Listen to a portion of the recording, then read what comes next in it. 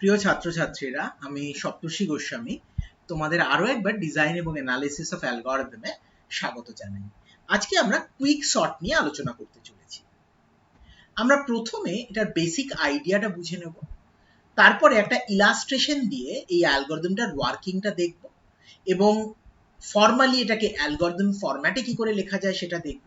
সর্বশেষে এটা time complexity নিয়ে আলোচনা করব। কুইক সর্ট একটি ডিভাইড এবং কনকার স্ট্র্যাটেজির অ্যালগরিদম, মার্জ সর্টের মতোই।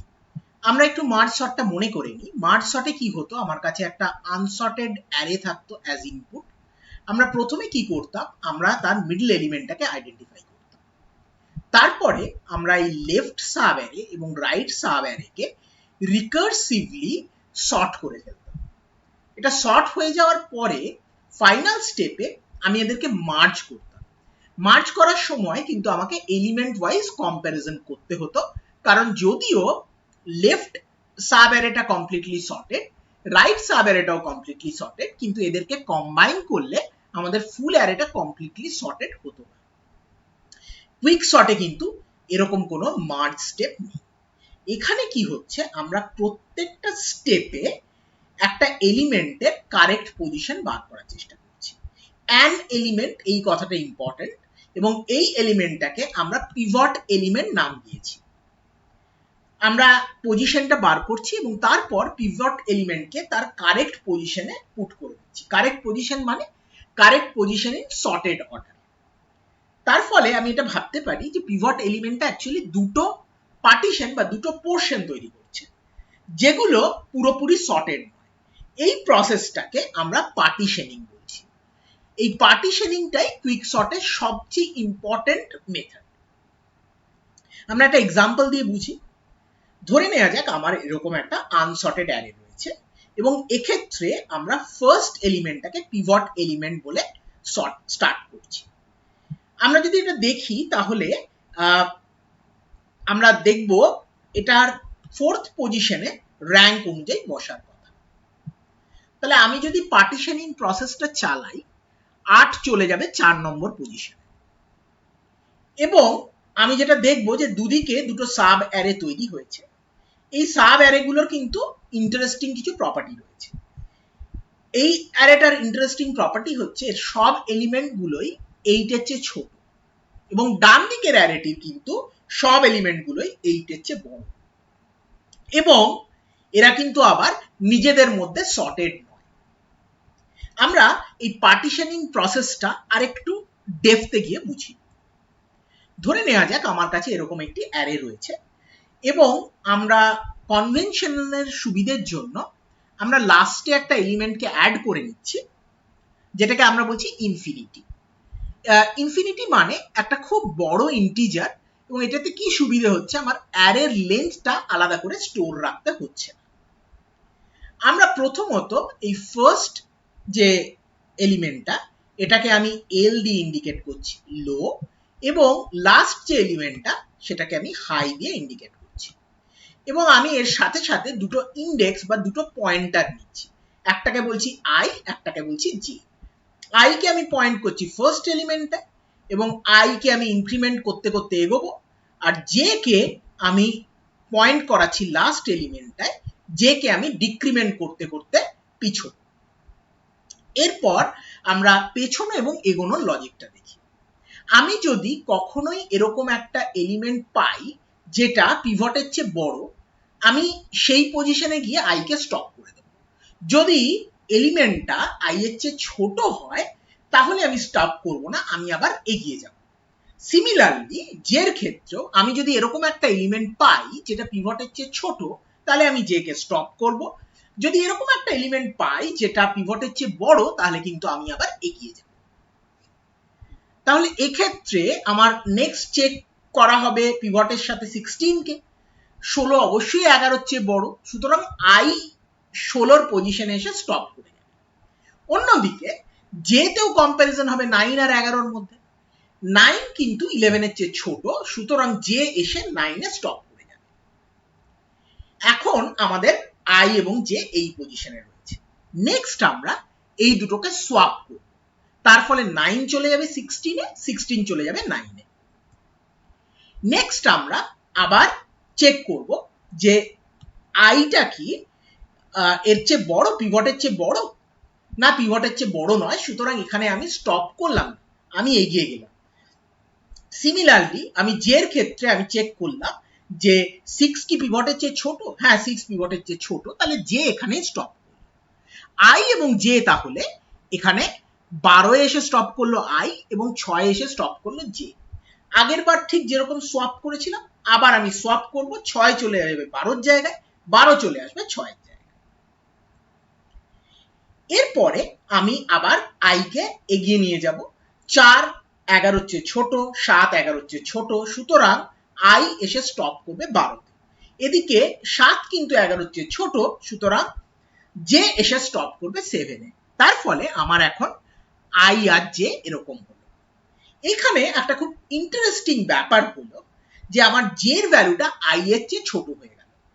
এইটা একটা খুব ইম্পর্টেন্ট ক্যারেক্টারিস্টিক্স বা খুব ইম্পর্টেন্ট ইভেন্ট অ্যালগরিদমটার জন্য। এটা ডিনোট করে যে আমার পার্টিশনিং এর প্রসেসটা কমপ্লিট হয়েছে। এবারে আমার আর আই বা জে ইনক্রিমেন্ট ডিক্রিমেন্ট সোয়াপের কোনো গল্প নেই।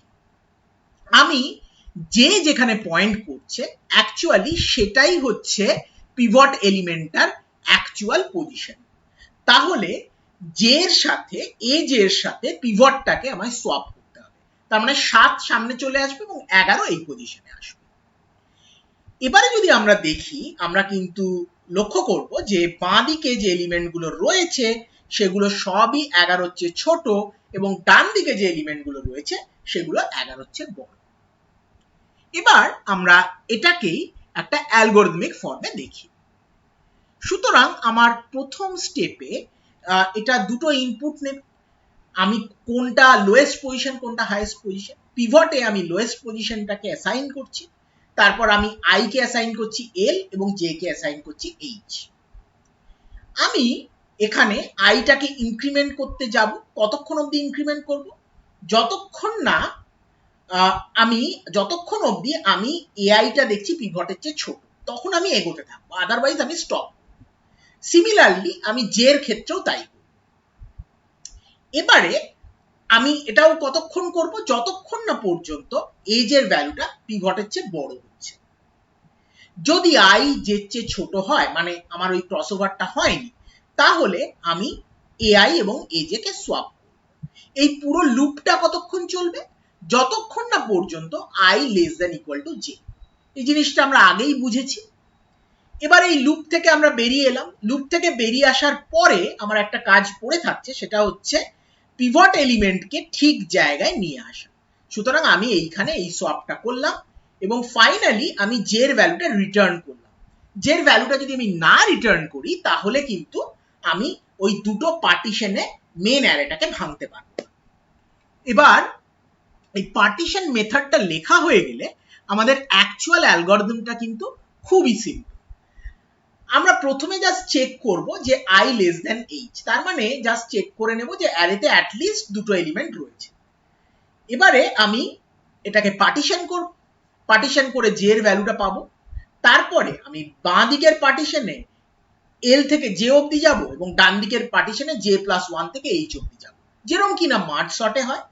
এখানে এগেন ওই কনভেনশনটা মেনটেন করার জন্য যে আমার ম্যাক্সিমাম এলিমেন্টটা লাস্টে থাকবে, আমরা জেটাকে এখানে ইনক্লুড করছি, যেটা আমরা মার্জ সর্টের ক্ষেত্রে আলাদা রাখতাম। এটা টাইম কমপ্লেক্সিটি যদি আমরা ভাবি, এখানে কিন্তু মেন অপারেশনটা হচ্ছে কম্প্যারিজন এবং সোয়াপিংটাও কম্প্যারিজনের ইকুইভ্যালেন্ট। এবং এটার বেস্ট কেসটা বোধহয় হবে যখন আমরা এই যে পিভট এলিমেন্টটা পজিশন খুঁজে পাচ্ছে সেটা যদি ঠিক মিডল পজিশন হয়। আমরা একটা এক্সাম্পল দিয়ে বুঝি। মানে আমরা ধরে নিই যে আমার কাছে একটা অ্যারে রয়েছে 1 থেকে 7, মানে 7টা এলিমেন্ট রয়েছে। আমি 1 নম্বর এলিমেন্টটাকে পিভট বলে শুরু করেছি এবং পিভটটার অ্যাকচুয়াল পজিশন হচ্ছে 4, র্যান্ডমলি বাই চান্স এরকম। সুতরাং আমি এদিকে ভেঙে ফেললাম 1 3 আর এদিকে 5 7। আবার দেখা গেল এখানে পিভট এলিমেন্টটা ঠিক এটা যাবে হচ্ছে সেকেন্ড পজিশনে, এখানেও পিভট এলিমেন্টটা যাবে হচ্ছে 6 পজিশনে। যদি এরকম হয় তাহলে আমরা এবার এটা টাইম কমপ্লেক্সিটিটা বোঝার চেষ্টা করব।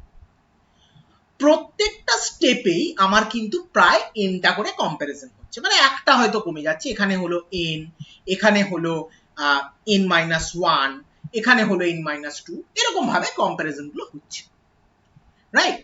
এবার তার মানে এইটাকে এটাকে যদি আমি একটা ট্রি ভাবি, এটার লেন্থটা যদি আমি কে বলি, তাহলে আমি বলতে পারি টাইম কমপ্লেক্সিটিটা বা নাম্বার অফ স্টেপস হচ্ছে কে ইনটু এন, সেটা আমি বলতেই পারি। প্রশ্নটা হচ্ছে যে এখানে কে এর ভ্যালু কত। এটা অ্যাকচুয়ালি একটা বাইনারি ট্রি ফর্ম করছে, তার ফলে কে অ্যাকচুয়ালি হচ্ছে log to the base N, হ্যাঁ, এবং 7টা এলিমেন্ট রয়েছে, সুতরাং লগ টু দি বেস 7 হচ্ছে 3, সেইভাবেই আমি 3টে লেভেল দেখতে পাচ্ছি। তার মানে আমি যখন ঠিক মাঝের এলিমেন্টটাকে রিপ্লেস করতে পারবো, তখন আমার কমপ্লেক্সিটি হবে n log n, অর্থাৎ কি না, বেস্ট কেসে এটার কমপ্লেক্সিটি হচ্ছে n log n। এবারে আমরা ওয়ার্স্ট কেসটা দেখি। ওয়ার্স্ট কেসটাও খুব ইন্টারেস্টিং। ওয়ার্স্ট কেসে আমার কাছে অলরেডি একটা সর্টেড অ্যারে রয়েছে।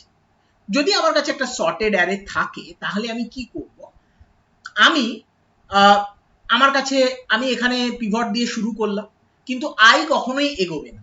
তাহলে কি হবে, আমার এইটা একটা পার্টিশন হবে, এইটা একটা পার্টিশন হবে।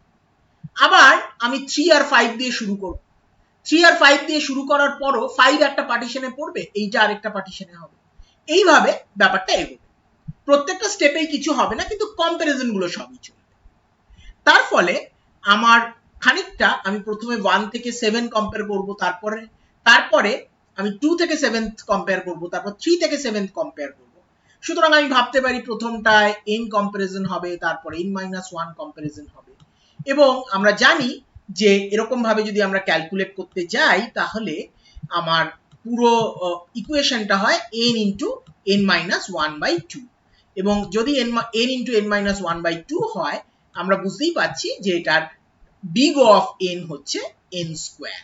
সুতরাং ওয়ার্স্ট কেসে যেখানে কিনা অলরেডি সর্টেড, আমার টাইম কমপ্লেক্সিটি হচ্ছে n স্কয়ার। এবারে একটা প্রশ্ন হচ্ছে যে আমি পিভট এলিমেন্টটা কোথা থেকে পিক করব।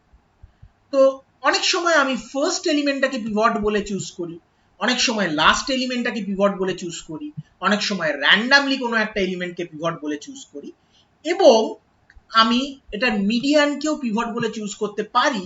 মিডিয়ান বলে চুজ করলে যেটা আমি বললাম যে আমরা কিছুটা আমরা বেস্ট কেসের দিকে যাব, কিন্তু মিডিয়ান বার করাটা কখনোই কম্পিউটেশনালি পসিবল নয় সর্ট করার আগে।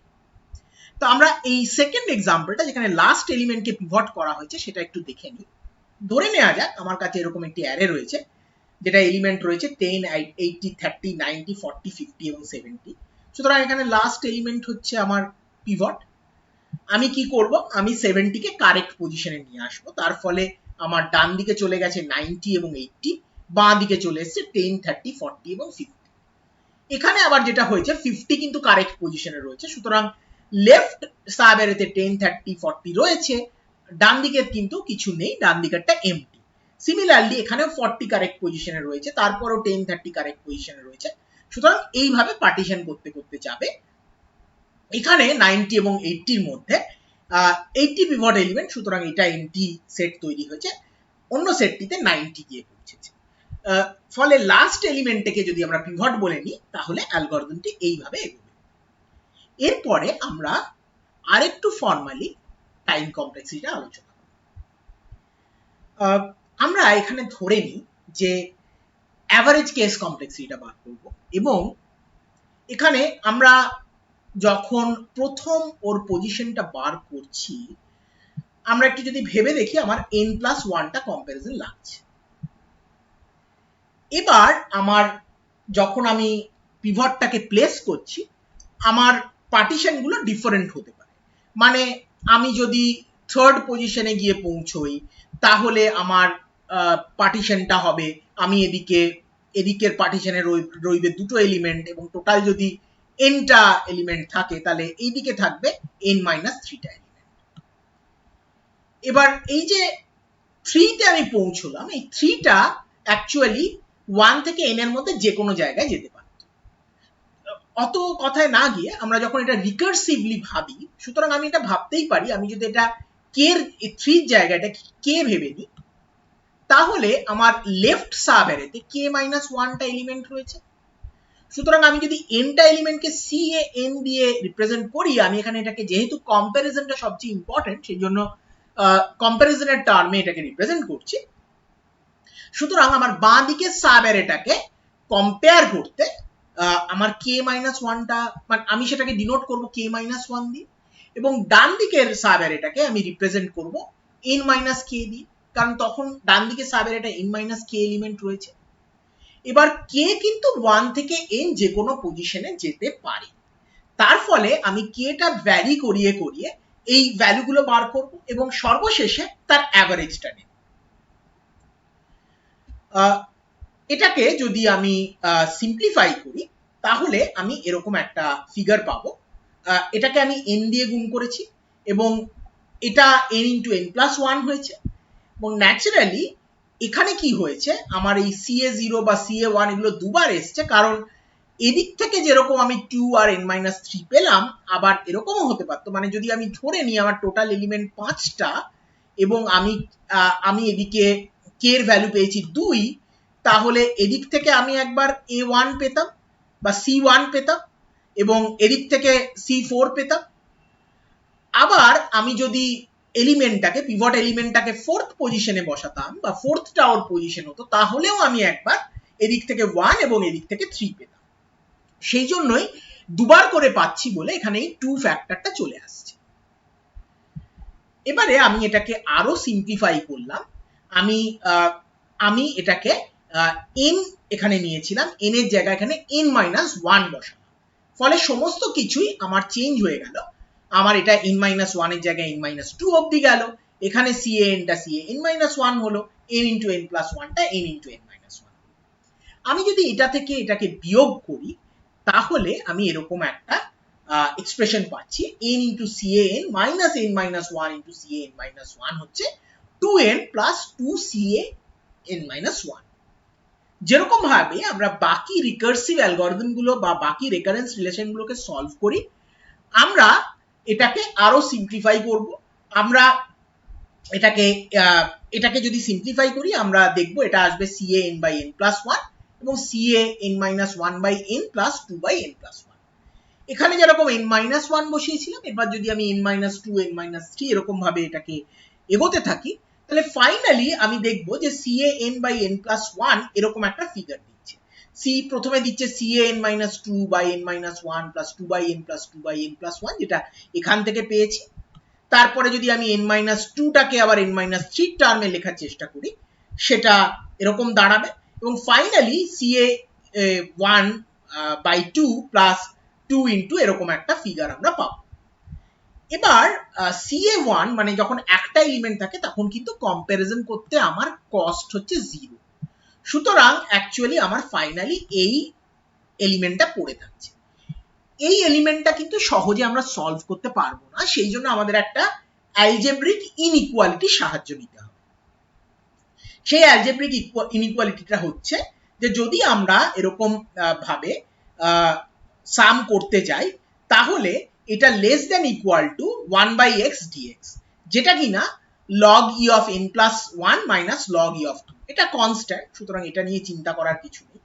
এটা যদি আমরা ফাইনাল ইকুয়েশনে রিপ্লেস করে দিই, তাহলে আমার CAnটা দাঁড়ায় 2 × n+1 × log e n+2 - log e2, অর্থাৎ কিনা ও big of n log n, মানে অ্যাভারেজ টাইম কমপ্লেক্সিটিটা হচ্ছে big O of n log n। আমরা কুইকসর্ট অ্যালগরিদমটি দেখলাম এবং যেরকম বললাম যে এটা ডিভাইড এবং কনকার স্ট্র্যাটেজি। মার্জ সর্টের সাথে বেশ কিছু ডিফারেন্স রয়েছে এবং এটা টাইম কমপ্লেক্সিটিটাও ডিফারেন্ট কেসে ডিফারেন্ট ভাবে আমাদের ডিরাইভ করতে হয়। আশা করি কুইকসর্টের বেসিক ব্যাপারটা বোঝা গেছে, এবং যদি কোনো কোয়েশ্চেন থাকে তাহলে তোমরা কমেন্ট সেকশনে রেখো, আমরা যথাযোগ্য সেটার আনসার দেওয়ার চেষ্টা করব। Thank you so much.